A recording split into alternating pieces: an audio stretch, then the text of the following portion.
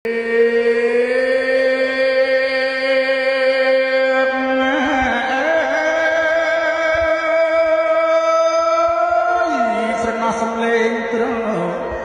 កឡើងប្រគំសំនឹងសម្ដីច្រៀង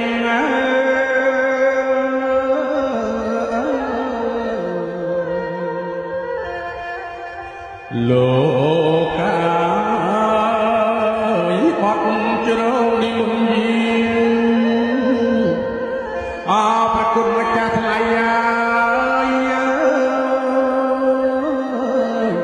យាងអស់លោកគ្រូតូចលោកគ្រូធំ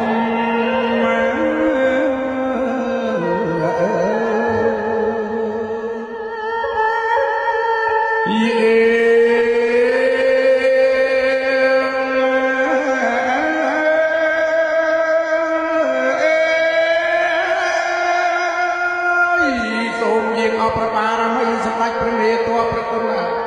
លោកថែរក្សាគ្រប់ភ្នំ